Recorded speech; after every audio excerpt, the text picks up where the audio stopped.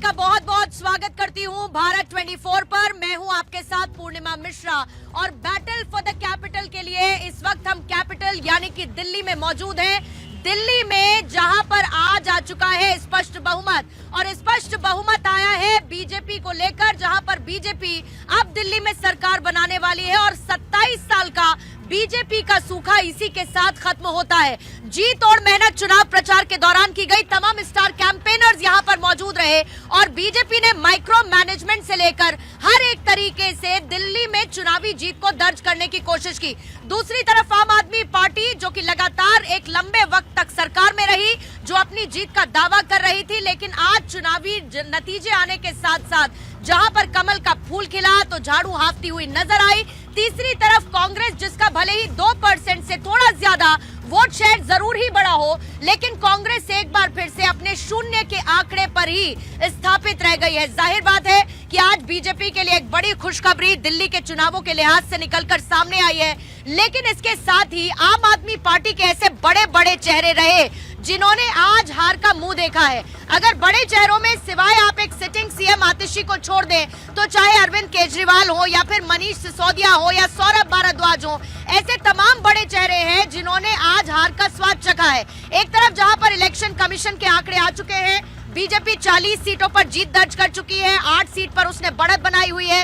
आम आदमी पार्टी 20 सीटों पर जीत दर्ज कर चुकी है, 2 सीटों पर उसने बढ़त बनाई हुई है और कांग्रेस अभी शून्य पर है। और जो स्क्रीन पर इस वक्त आपको टैली नजर आ रही है, मेरे पीछे इस वक्त आपको जो तस्वीरें नजर आएंगी वहां पर आपको हनुमान जी की वो बड़ी मूर्ति नजर आएगी। और क्योंकि चुनावों में हनुमान जी का बड़ा जिक्र होता है, ये कहा जाता है कि हनुमान जी की कृपा किस पर बरसेगी, तो आज ये कहना गलत नहीं होगा कि हनुमान जी की कृपा अगर किसी पर बरसी है तो वो बीजेपी पर बरसी है और छप्पर फाड़कर कृपा बरसी है। और जाहिर है कि बीजेपी इसको लेकर बड़ी उत्साहित है और इसी को लेकर आप लगातार तस्वीरें देख रहे हैं बीजेपी मुख्यालय किस तरीके से वहां पर जश्न की तैयारी है। बहुत ज्यादा वक्त नहीं है, अब से थोड़ी ही देर बाद 25 मिनट बाद प्रधानमंत्री नरेंद्र मोदी वहां पर पहुंचेंगे। 5:30 बजे का उनका वक्त है।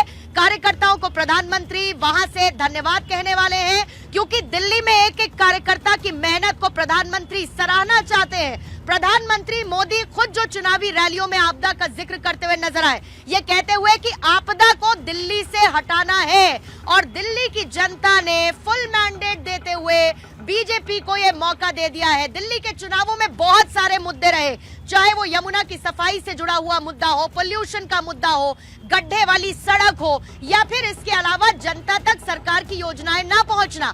अरविंद केजरीवाल के लिए लगातार ये चुनौतीपूर्ण रहा कि कैसे एलजी के साथ वो समन्वय बिताएं, कैसे केंद्र के साथ उनका समन्वय नहीं बैठता, और इसी तरीके के तमाम आरोप अरविंद केजरीवाल पर लगाते हुए नजर आए हैं। बहरहाल ये पूरी की पूरी भूमिका आज के दिल्ली चुनावों को लेकर देखने को मिली है, लेकिन इसी के साथ चर्चा की शुरुआत भी करनी होगी। हमारे साथ खास मेहमान हैं। प्रधानमंत्री जैसे ही बीजेपी मुख्यालय पहुंचेंगे वहां की तस्वीरें हम आप तक पहुंचाएंगे, लेकिन दिल्ली के दिल में इस वक्त मौजूद है भारत 24 और ये खास पेशकश, खास तैयारी हमने आपके लिए की है। सुबह भी हमने आपके लिए एआई जनरेटेड व्यवस्था की थी, एआई जनरेटेड नतीजे हम आपके लिए लेकर आए थे हाईटेक अंदाज में, और आज दिल्ली के दिल में इस वक्त हम मौजूद हैं इस जगह पर जहां पर मेरे साथ खास मेहमान मौजूद है। राकेश शुक्ला जी मेरे साथ वरिष्ठ पत्रकार के तौर पर मौजूद हैं, परमिंदर सेठी साहब मेरे साथ मौजूद हैं और साथ ही बीजेपी से दिनेश जी मेरे साथ मौजूद हैं। आप तीनों मेहमानों का बहुत बहुत स्वागत करती हूं, लेकिन मेरे ऊपर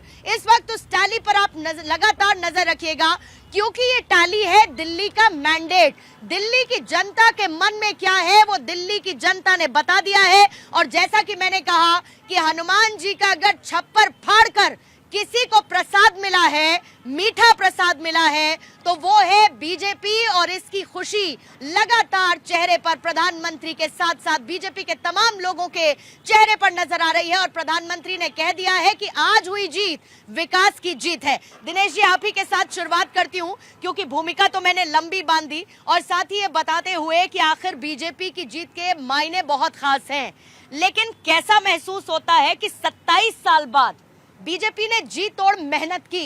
अगर मैं 3 पॉइंटर्स के साथ शुरुआत करूं, वो 3 प्रमुख कारण क्या रहे बीजेपी की जीत के, जिसने 27 साल के इस सूखे को खत्म किया है?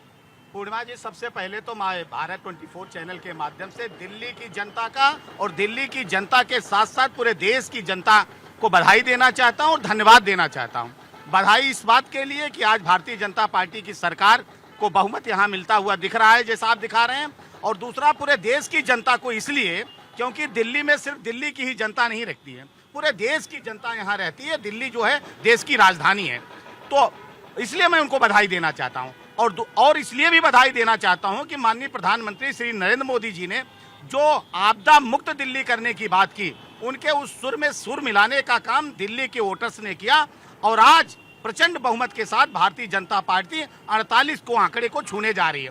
दूसरी चीज आपने कहा कि क्या 3 पॉइंट्स रहे। पहला तो देश के यशस्वी प्रधानमंत्री माननीय नरेंद्र मोदी, जो आज देश के ही नहीं दुनिया के सबसे लोकप्रिय नेता हैं और उनकी विश्वसनीयता पूरी दुनिया में है।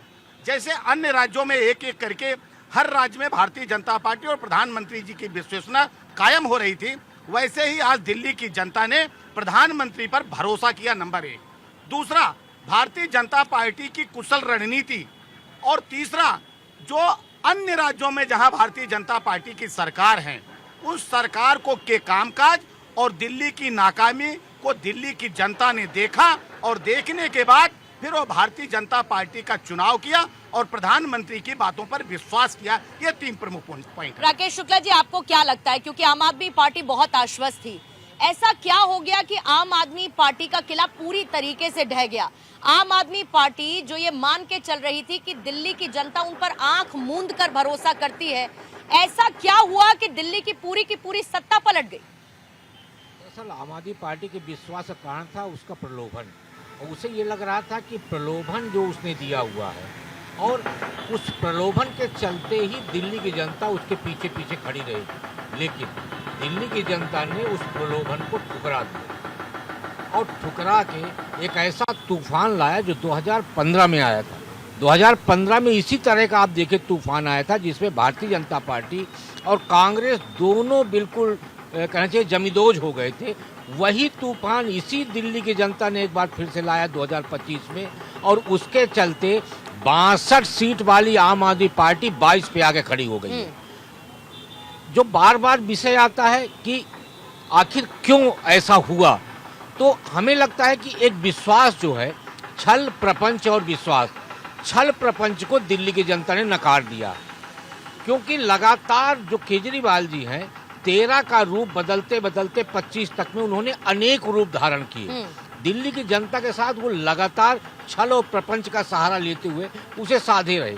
लेकिन एक उदाहरण अभी जो सामने आया 2024 के लोकसभा चुनाव में, कांग्रेस के साथ लड़ने के बाद भी उनको वो बहुमत नहीं मिला जिसकी वो संकल्पना लेके चल रहे थे।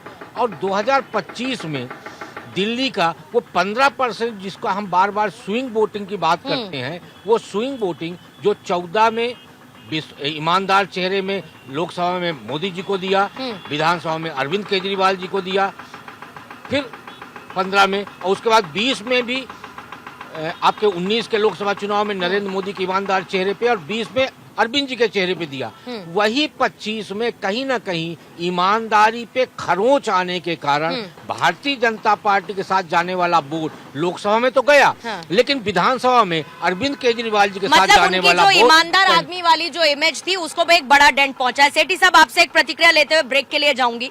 नाम गिनते जाऊंगी जो हार गए आम आदमी पार्टी: अरविंद केजरीवाल, मनीष सिसोदिया, सत्येंद्र जैन, अवध ओझा, दुर्गेश पाठक, सोमनाथ भारती, सौरभ भारद्वाज, राखी बिरला, दीपक सिंगला, ये से तमाम रहे नाम, बड़े बड़े धराशायी हो गए सब कुछ। मोदी लहर 2014 में देखी थी, लेकिन ऐसा क्या हुआ कि यहाँ पर अरविंद केजरीवाल अपने बड़े बड़े चेहरों के खुद को मिलाते हुए बचा ही नहीं पाए? देखिए, जो देश की जनता, दिल्ली की जनता ने जो मैंडेट दिया है, उसका हाथ जोड़ के और सर झुका के उसका सम्मान करा जाता है और उसको एक्सेप्ट किया जाता है। तो मैं भी उसी प्रकार से एक्सेप्ट करता हूं और भारतीय जनता पार्टी को इस प्रचंड बहुमत के लिए बधाई भी देता हूं।